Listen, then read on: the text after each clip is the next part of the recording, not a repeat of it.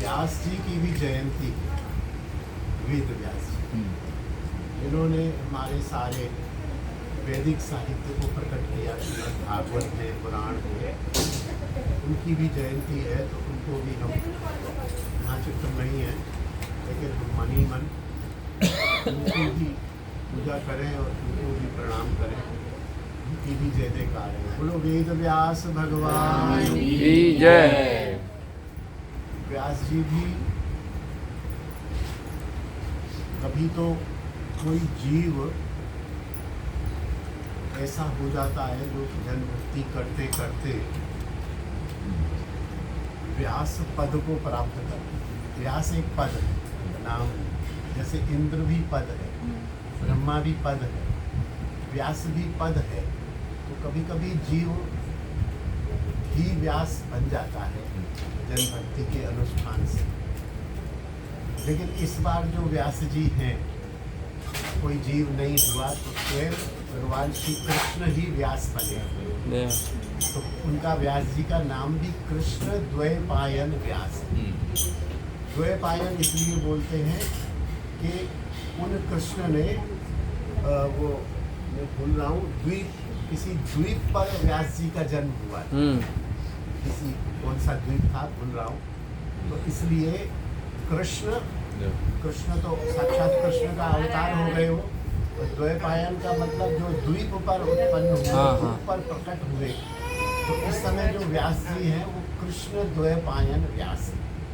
तो उनकी भी आज जयंती है। आज ही के दिन उनका प्रकट हुआ था।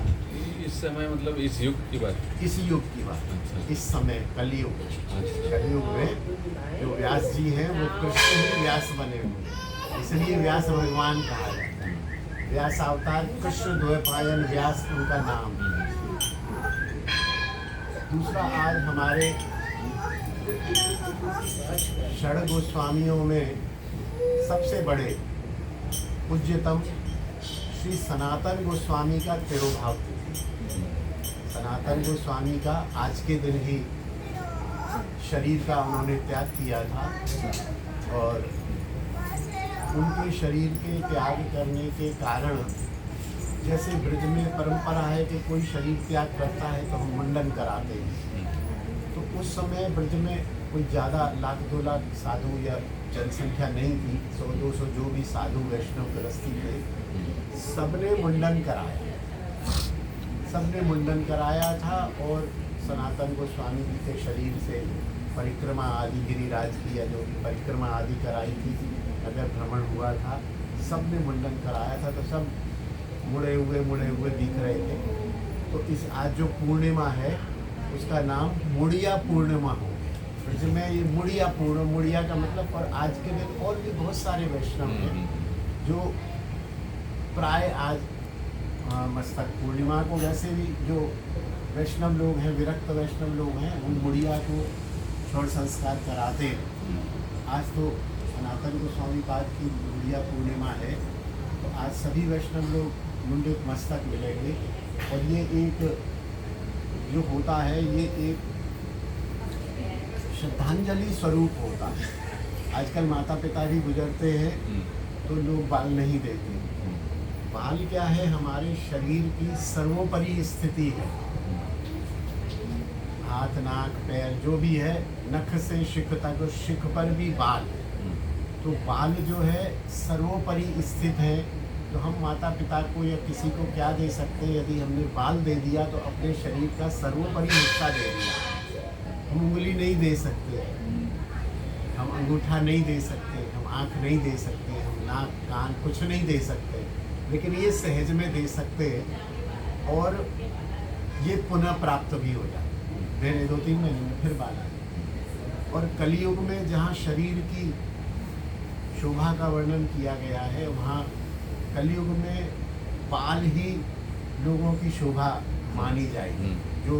जो शरीर में आसक्त हैं, जो शरीर में लगे हुए लोग हैं, थोड़ा सा वैष्णवों की बात छोड़ दीजिए, संसारी आसक्त लोगों की तरफ चले जाइए। महिलाएं हों, विशेषकर महिलाएं अपने बालों के लिए कितनी चेष्टा रखती हैं, बाल बढ़ाने की कितनी औषधियाँ बिकती हैं। बालों के लिए कितना वो ट्रीटमेंट कराती हैं, तरह तरह के बाल बनाती हैं। जो वैसे लोग हैं, तो सौंदर्य का एक मापदंड बाल भी है। बाल सौंदर्य का मापदंड है, तो ये भी माना जाए कि उस सर्व सौंदर्य वस्तु को हमने माता पिता को दे दिया। ऐसे ही सर्व सुंदर वस्तु जो विरक्त वैष्णवों के पास थी, गृहस्थियों के पास थी, उन्होंने उन बालों को सनातन गोस्वामी को श्रद्धांजलि रूप में दे दिया। तो आज उनकी भी तिथि है।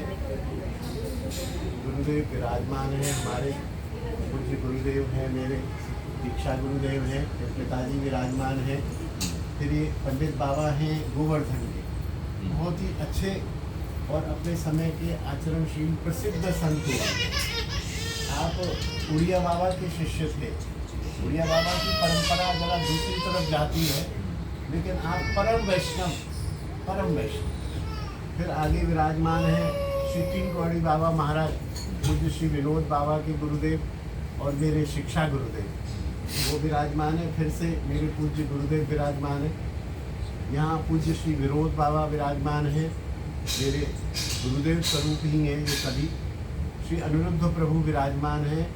उसके बाद पूज्य श्री श्यामा रमण दास जी विराजमान हैं, जो मेरे शिक्षा गुरु हैं और हमारी बहन जी के दीक्षा गुरु हैं, वो विराजमान है। उसके बाद पूज्य दीदी विराजमान है, जो हमारे पूज्य श्यामा रमण बाबा की गुरु बहन है और अभी भी शरीर से विराजमान हैं वहाँ मदन मोहन जी पर। वो भी मेरी शिक्षा गुरु हैं और गुरु स्वरूप ही है। ये सब गुरुदेव विराजमान हैं। पूजन तो वास्तव में इनका ही है। आप लोग मेरा पूजन कर रहे हैं। नितांत अयोग्य, साधन भक्ति का लेश भी नहीं है, एकदम शून्य हूँ। मेरी योग्यता इसमें कुछ भी नहीं है। आपकी निष्ठा ही बलवती है।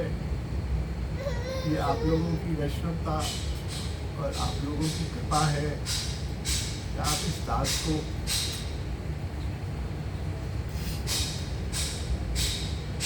किसी योग्य समझते हैं।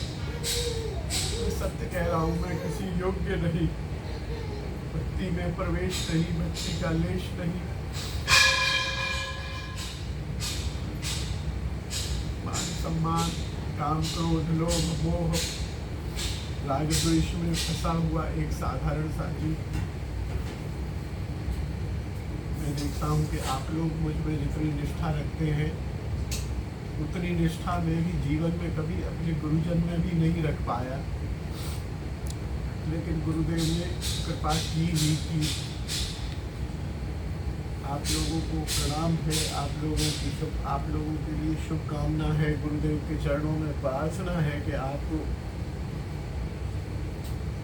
शुद्ध भक्ति में लगाएं, मुझे भी शुद्ध भक्ति में प्रवेश दे।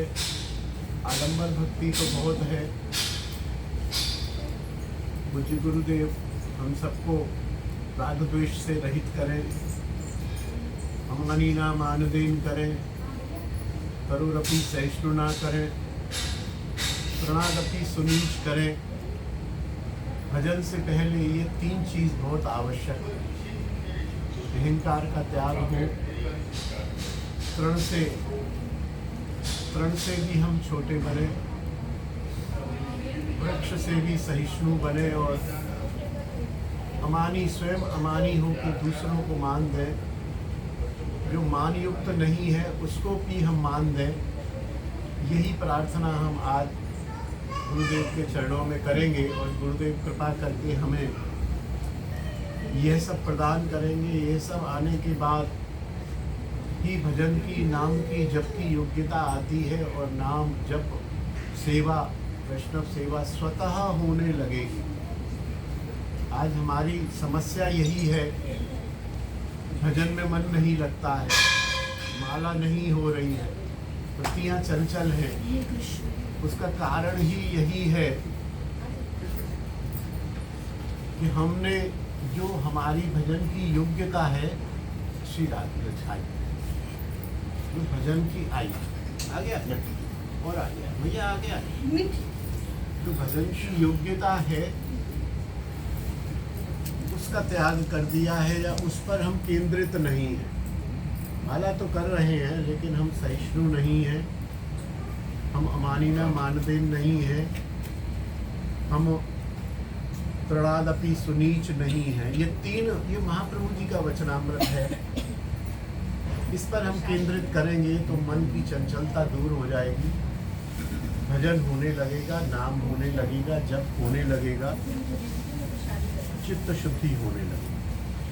आज गुरुदेव के चरणों में एक बार फिर से पुनः ये सब भजन कृपा प्रदान करने की हम प्रार्थना करते हैं और गुरुदेव के चरणों में, पूज्य श्री सनातन गोस्वामी पाद के चरणों में, पूज्य श्री व्यास जी महाराज के चरणों में बार बार नमन करते हैं, बार बार प्रणाम करते हैं, बार बार प्रणाम करते हैं। जय जय श्री राधे श्याम हरि बोल गुरुदेव भगवान की जय, श्री सनातन गोस्वामी पाद की जय, श्री व्यास जी महाराज की जय, वृंदावन धाम की जय, जय श्री राधे श्याम वैष्णव जन की जय, जय श्री राम। राधे